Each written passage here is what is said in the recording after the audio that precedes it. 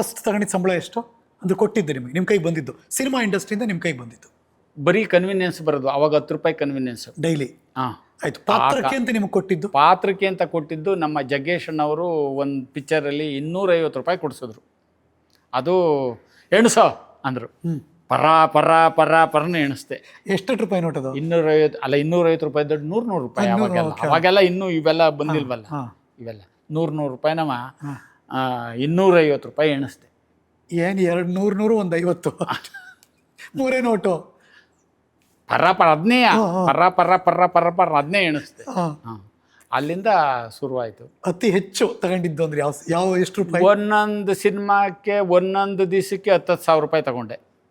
ಆಗ ದನ ಕಾಯೋದ್ಬಿಟ್ಟು ಬಂದಿದ್ದಕ್ಕೂ ಸಾರ್ಥಕ ಆಯ್ತು ಕಣಪ್ಪ. ಓದಿದ್ರು ತಗೋತಿದ್ದೋ ಎಲ್ಲ ಗೊತ್ತಿಲ್ಲ ಅಂತ ಖುಷಿ ಆಯಿತು.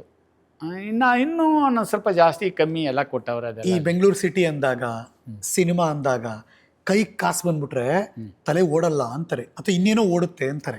ಆ ಥರದ್ದು ಯಾವುದು ತಲೆ ಆಲೋಚನೆ? ದುಡ್ಡು ಸಿಕ್ತೇಟ್ಗೆ ಊರಿಗೆ ಓಡೋದೇ ಕೆಲಸ. ಸದ್ಯ ಇಷ್ಟು ದುಡ್ಡು ಸಿಕ್ಬಿಡ್ತಲ್ಲ, ನಮ್ಮ ಮನೆ ಖರ್ಚಿಗೆ, ನಮ್ಮ ಮನೆ ಅಲ್ಲಿ ಏನಂದರೆ ಇದಕ್ಕೆ ಅಂತ 1 ರೂಪಾಯಿ ವೇಸ್ಟ್ ಮಾಡಿಲ್ಲ. ಎಂಜಾಯ್ ಮಾಡಬೇಕು ಅದು ಹಂಗಂದ್ರೆ ಗೊತ್ತಿಲ್ಲ. ಒಳ್ಳೊಳ್ಳೆ ಬಟ್ಟೆ ತಗೋಬೇಕು ಹಂಗಂದ್ರೆ ಗೊತ್ತಿಲ್ಲ. ಶೂ ಚಪ್ಪಲಿ ಹಾಕೋಬೇಕು, ಹಂಗಂದ್ರೆ ವಾಚ್ ಹಾಕೋಬೇಕು, ಬೇರೆಯವ್ರ ಥರ ನಾನು ಇರಬೇಕು. ಇಲ್ಲ, ಇವತ್ತು ವಾಚ್ ಹಾಕಲ್ಲ. ಒಂದು ವಾಚ ಆವಾಗ HMT ವಾಚ್ ಕಟ್ತಿದ್ದೋ. ನನ್ನ ಮದುವೆ ಆದ ಹೊಸ್ತದ ಮಾತು ಹೇಳೋದು, ಸಿನಿಮಾಕ್ಕೆ ಬಂದಲ್ಲ. ಹಿಂಗೆ ಒಂದ್ಸಲಿ ದುಡ್ಡು ಇಲ್ದಲೆ ಆವಾಗ HMT ವಾಚ್ ಅಡ ಇಟ್ಕೊಳ್ಳೋರು. ಹೌದು, ಗೊತ್ತು. HMT ವಾಚ್ ಮಾತ್ರ ಅಡ ಇಟ್ಕೊಳ್ಳೋರು. ಅದನ್ನು ಸೇಟು ಅಂಗಡಿಲಿ ಒಂದು 200-250 ಅಡ ಇಟ್ಬಿಟ್ಟು ತಿರ್ಗಾ ಬಿಡಿಸ್ಕೊಳ್ಳೇ ಇಲ್ಲ. ಅಲ್ಲಿ ಹೋಯ್ತು. ಅಲ್ಲಿ ನಿಲ್ಕಟ್ಟೆ ವಾಚ್ ಇಲ್ಲ, ವಾಚ್ ಕಟ್ಟಲೇ ಇಲ್ಲ. ಇದ್ರ ತಾನೇ ಮಾಡಬೇಕಾಯ್ತದೆ. ನೀವು ಯಾಕೆ ಗೊತ್ತಾ ಕಟ್ಟಿಲ್ಲ? ನಿಮ್ಮ ಟೈಮ್ ಚೆನ್ನಾಗದೆ. ಶಿವನ್ ನಿಜ ಚೆನ್ನಾಗಿದೆ ಸರ್, ಗುರುಜಿ ಚೆನ್ನಾಗಿದೆ. ಶಿವ ಚೆನ್ನಾಗಿಟ್ಟವನೇ. ಎಲ್ಲ ಕಡೆ ಸಂತೋಷ ಇದೆ. ನಿಮ್ಗೇನು ಆಸೆಗಳೆಲ್ಲ ಏನು ಇಲ್ವಾ ಅವಾಗ? ಬೇಕಾದಷ್ಟು ಇತ್ತಲ್ಲ, ಬರೀ ಪಾತ್ರ ಮಾಡಬೇಕು. ಯೌವನದಲ್ಲಿ ಇದ್ರಿ, ಕಾಸು ಬರ್ತಾಯಿತ್ತು, ಚೆನ್ನಾಗಿ ಸೆಟ್ಲ್ ಆಗ್ತಾ ಇದ್ರಿ, ಇನ್ನೇನು ಬೇರೆ ಆಸೆ ಇಲ್ವಾ? ಏನೇನು ಇರಲಿಲ್ಲ. ಬರೀ ಈಗ ಆಧ್ಯಾತ್ಮಿಕವಾದ ಓದೋದು, ಈಗ ಏನು ಚೊಕ್ಕ ಕುಟುಂಬ, ಸುಖಿ ಕುಟುಂಬ ಅಂತಾರಲ್ಲ, ಆ ಥರನೇ ಅಷ್ಟೇ ಇದ್ದಿದ್ದು.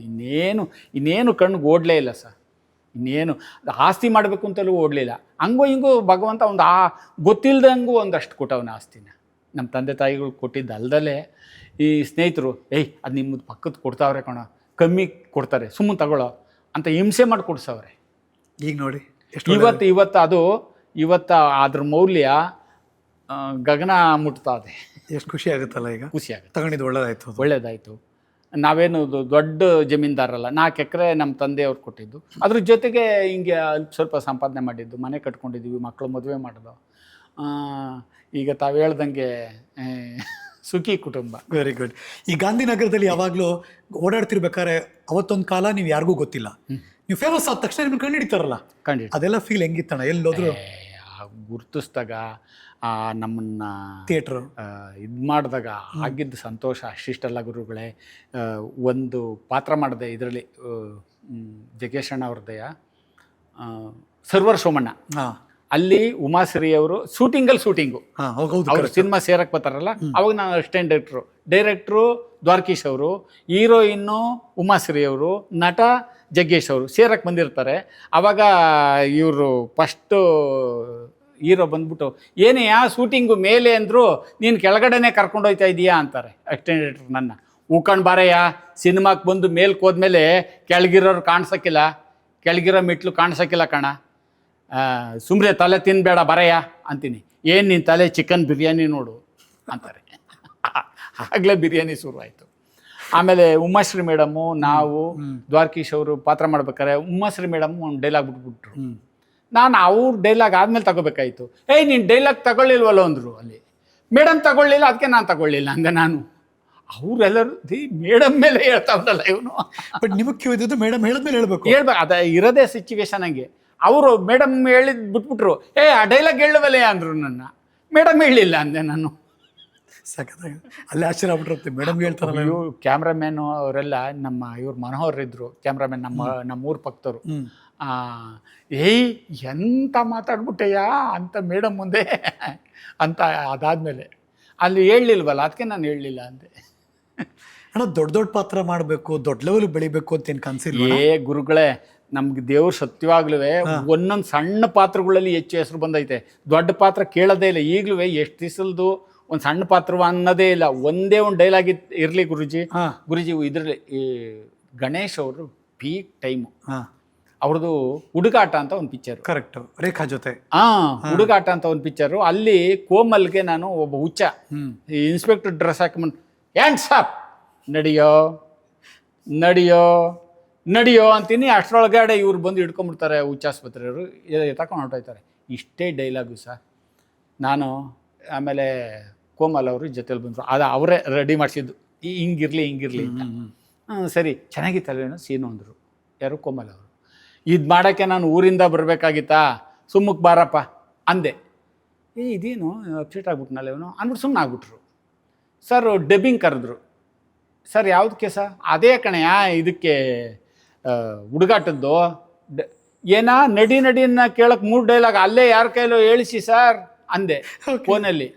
ಸ್ವಾಮಿ ಮೊದಲು ನೀವು ಸೀನ್ ನೋಡಿ, ಮಾಡಬೇಕೋ ಮಾಡಬಾರ್ದು ಅಂತ ನೀವೇ ತೀರ್ಮಾನ ಮಾಡ್ತೀರಿ, ಫಸ್ಟ್ ಬಂದು ಸೀನ್ ನೋಡಿ ಅಂದರು. ಓಕೆ ಸರ್ ಹೋದೆ. ಆ ಸೀನ್ ನೋಡಿದ್ರೆ ಅಷ್ಟು ಚೆನ್ನಾಗಿದೆ. ಆಗ ನಾನು ಡಬ್ಬಿಂಗ್ ಮಾಡಿದೆ.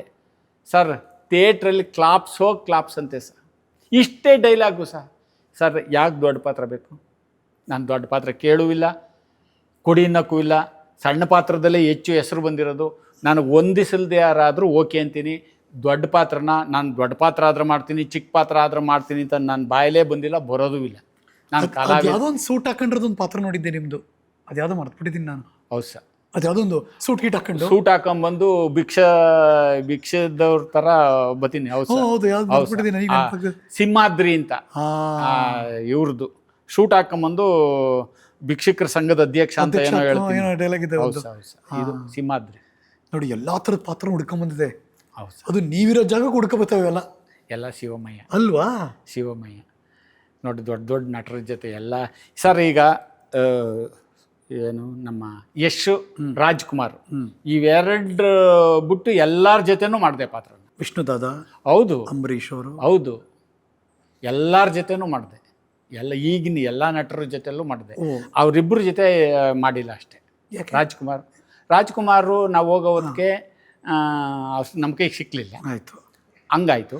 ಯಶ್ ಜೊತೆ ಸಂದರ್ಭ ಸಿಕ್ಕಲ್ಲ, ಯಾರೂ ಕರೀಲಿಲ್ಲ, ನಾನು ಹುಡುಕೊಂಡು ಹೋಗಿಲ್ಲ. ಹಂಗಾಗಿ ಇವರಿಬ್ಬರು ನಟರ ಜೊತೆ ಮಾತ್ರ ಮಾಡಿಲ್ಲ. ಇನ್ನು ಎಲ್ಲ ನಟರ ಜೊತೆನೂ ಹಂಗೆ ನಿಂತ್ಕೊಂಡು ಪಾತ್ರ ಮಾಡಿಬಿಟ್ಟೆ. ಆಮೇಲೆ ಕೆಲವ್ರು ಕೇಳಿದ್ರು, ಏನು ವಿಷ್ಣು ಸರ್ ಜೊತೆ ಹಂಗೆ ಮಾತಾಡ್ತಿದ್ರಿ ಅಂದರೆ ಹೆದರಿಕೆ ಏನಾಗಲಿವಲ್ಲ? ಹೆದರಿಕೆ ಆದರೆ ಅವ್ನು ಕಲಾವಿದನೇ ಅಲ್ಲ, ಹೊಗೆಯೋ ಅಂದೆ ನಾನು. ಹೆದರ್ಕೊಂಬಿಟ್ರೆ ಅವ್ನು ಕಲಾವಿದ ಆಯ್ತಾನ? ಈಗಲೂ ಸರ್ ನನ್ನ ರಜನಿಕಾಂತ್ ಎದುರುಗಡೆ ಕೊಡಲಿ ಪಾತ್ರನ, ನನ್ನ ಪಾತ್ರ ಏನಾಯ್ತು ಅದನ್ನ ಅವ್ರ ಮುಂದೆ ಮಾಡ್ತೀನಿ ಅಷ್ಟೇ.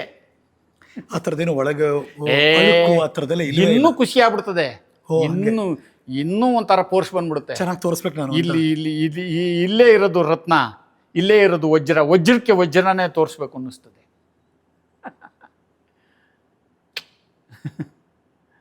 ಚೆನ್ನಾಗಿದೆ ಅದು ಆ್ಯಕ್ಚುಲಿ.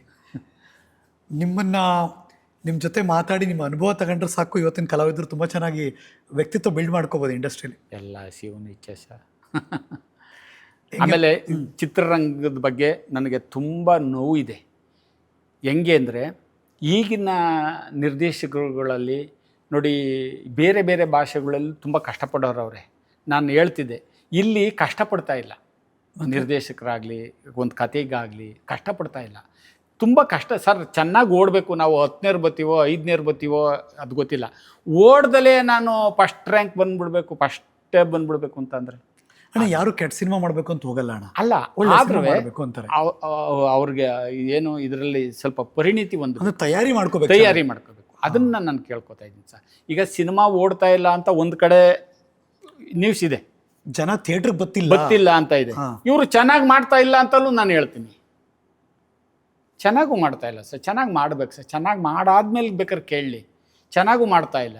ಈಗ ಚೆನ್ನಾಗಿ ಮಾಡಿರೋ ಕೆಲವು ಸಿನಿಮಾಗಳು ಓಡವೆ, ಅವು ಮಾತ್ರ ಯಾಕೆ ಓಡ್ದೋ?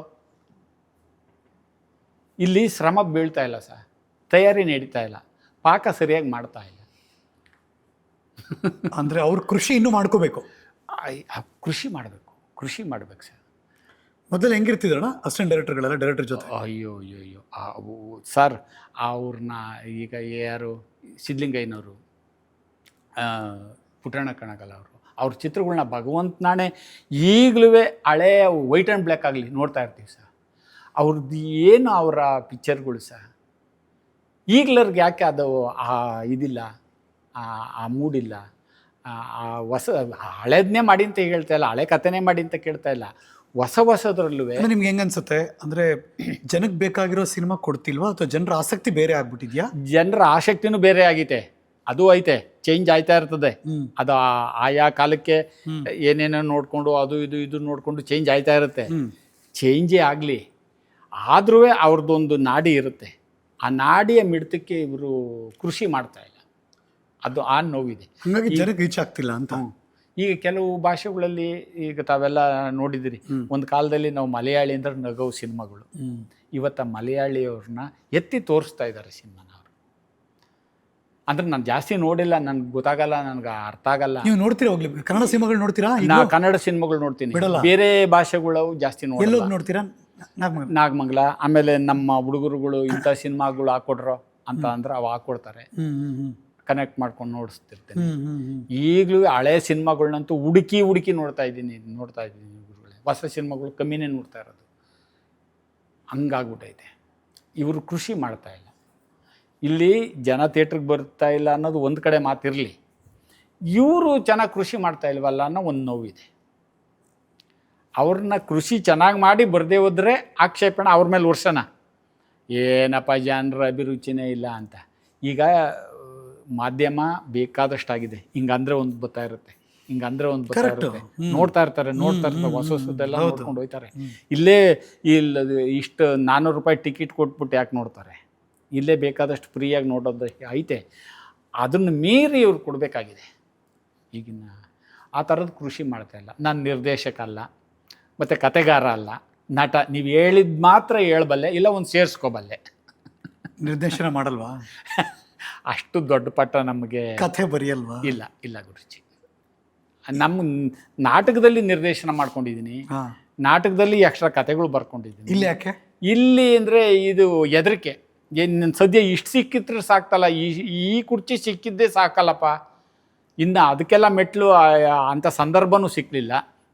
ಹೆಂಗೆ ಅನ್ಸುತ್ತೆ ಅಂದರೆ ಮಕ್ಕಳಿಗೆ, ಹೆಂಡತಿಗೆ, ಮೊಮ್ಮಕ್ಕಳಿಗೆ ನಿಮ್ಮನ್ನು ನೋಡಿದ್ರೆ ಹೆಂಗೆ ಫೀಲ್ ಆಗುತ್ತೆ?